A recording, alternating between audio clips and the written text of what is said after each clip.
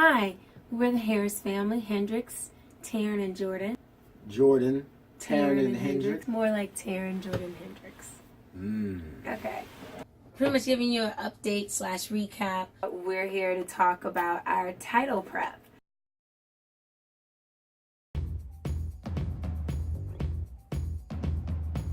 So the situation with our bus and with everyone's bus, when you go get a bus as well, is it's going to be titled as a commercial vehicle.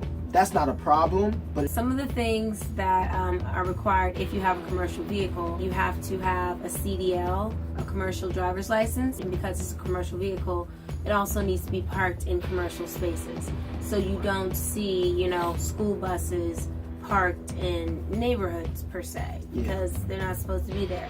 We had the school bus sitting in front of the house. What happened yesterday is we got a piece of mail saying that having a commercial vehicle parked in the driveway is outside of an ordinance and we would be fined. Basically, they said they'll be coming back in a week to do another inspection. So,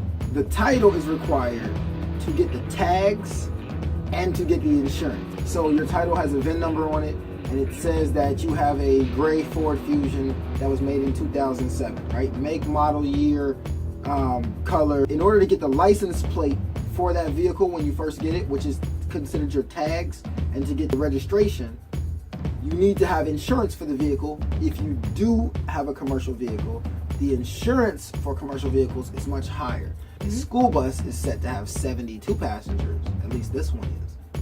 And we're not trying to pay insurance that high, so we got to change the title. We need to get it ready to be seen as an RV conversion so that it can be titled as an RV. We found out all the things that had to happen so that we can get the title changed. Just having a subfloor in here is not enough. Things that had to get changed for us to be considered a residential vehicle. We needed to have plumbing. We needed to have electricity. We needed to have the yellow color removed on the outside, the yellow color and the badging removed. Badging's like the vinyl, the words and stuff. The words that say school bus, just say Montgomery County. The words that, like the number of your bus, that's also badging. Vinyl, anything that sticks on the bus. And what was the last thing? That was it? Designated sleeping area. Yes. For it to be considered residential, it needed to show proof that you could lay down, sleep in it. Someone could have just thrown an inflatable mattress, it would have worked out. They also wanted you to have a place to cook in order to call yourself a mobile home. You're basically trying to make this place as much like a home as possible. Right. We may not be able to get enough work done on it, but the first thing we need to do is put a subfloor down so that we can then begin to frame.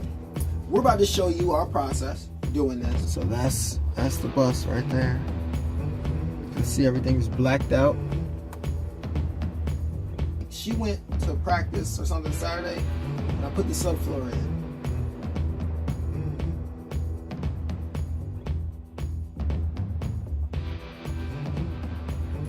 I took off the stop signs.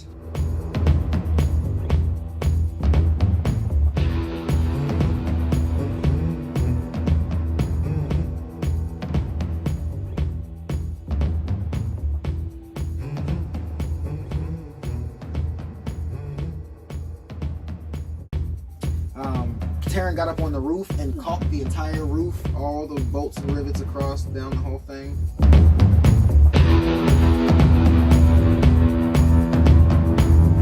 Wow. Yeah.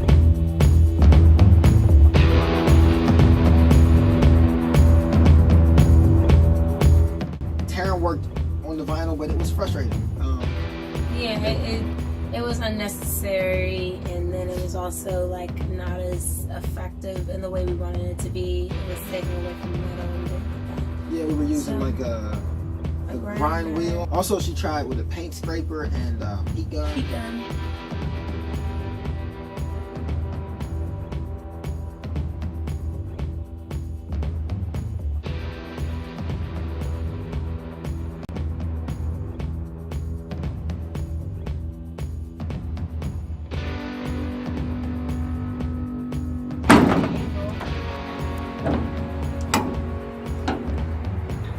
Where this is effective. We're still having trouble removing the vinyl. But we got this great eraser, which works like a dream. A lot of people are using it now. I saw this young couple I really like. What's their the roll with the bus? The roll with the bus. We painted it. She basically was covering the places that we'd remove badging and would scrape the side, and she was covering The yellow in the some- front.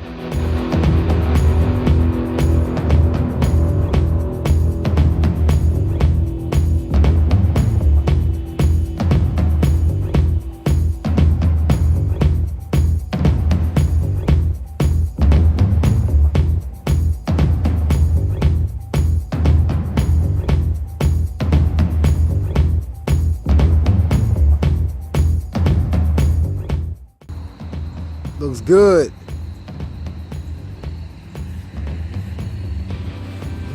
Lady T, Yes, sir. look good. Come on, let's get it. It started off as just a little cover up, and then And then she was like, This cat still got Taryn and Jordan. just kind of got paint happy. Spray the box. yeah, we didn't plan to paint it with spray cans. It didn't take as much as we thought it was going to, the spray cans. Right. So we just kind of kept on with it.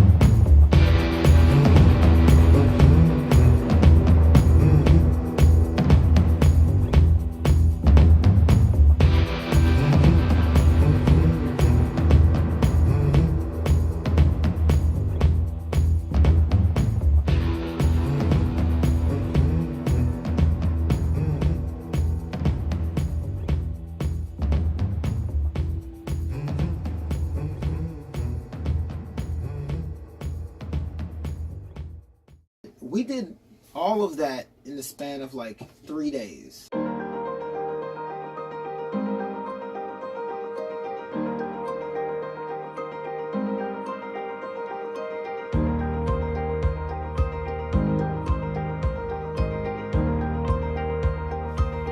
Title prep was a beast, and honestly, we're still in the midst of it. It's been a while, but Yeah. it's been a lot. Demo in September? We start demo in August. No, demo September, late September. We got those letters in October about moving the bus, and it was like middle to late October. I like that we did everything we did. It got us moving forward, but there was no way we were going to be able to prepare this for a title in a matter of days. Or a week, even. If your main focus was title change, You coulda did You it. could do it. But we had a whole design and we had a house to build. The only thing I would have done differently is probably looked for a place to park it sooner. Like a lot of the search for a place to park it was done by Taryn's father. He's a nice man. It's a case-by-case situation. If you're in a situation and you can afford to just kind of like go with the flow, take your time, I would suggest that. If you're in a rush just to get the title changed, you can leave it where you need to leave it. And you know you have the resources to redo and reconfigure what you have done already, go for it. Right. But in essence, if we had just put plumbing in and if we had just put some electricity in the bus, it would have not been what we really ultimately wanted. And so we took our time with it and we made sure it was something that we wanted. And it wasn't something where we're backtracking because we set the plumbing on the wrong side or we missed it by a couple feet or inches even. And it makes a difference when you're working with limited space. If you have family or friends that own a farm, Go for it. don't Take you love your that time. alliteration? Take You your got time. family and friends with a farm. Feel free, fire a phone call to them. Huge. I know, I just tried it. Yeah, it's good. It's good though. Phonetically, it's Yes. perfect. Oh, we didn't know anybody to rent in this space. We've been paying about $150. It's not that bad. It's just, it takes away from what we could be spending on something else. For an example, like, you know, finishing up projects on the RV. Hiring help. Hiring help. Like, had we had that extra money, it would just be easier to just kind of say, oh, sure, we can spend an extra $100 or something there because it's no big deal because we don't have to pay rent. We could have splurged a couple places. Right. You know? Yeah. Or we could have splurged the places we wanted to splurge a lot faster. That is true. Let's talk about where we are currently. We've got everything done as far as badging doesn't matter because it's painted over. Everything is not removed. We have a designated bathroom. We have a designated sleeping space. We have designated cooking space. We have the electrical runs. You can see the outlets here, receptacles, and you've probably seen pictures on Instagram. But we have all the electrical runs completed. The only thing is plumbing and electrical hookups. Our air conditioner is there. Our furnace, our fireplace is not yet installed, but it'll go over here. So that's our heat. Once we get the solar installed up on the roof, we can give life to this whole place. That's very exciting. Basically, that's the gist of it. We will have offshore power, the ability to hook up to your house. And we'll also have the ability to hook up our plumbing to your house. Your house. Hey, if you like what you see, please subscribe. Look, Wait. subscribe's over there, right? Or is this? If you like what you see, please subscribe. Oh my gosh. So nasty. I did a nasty joke.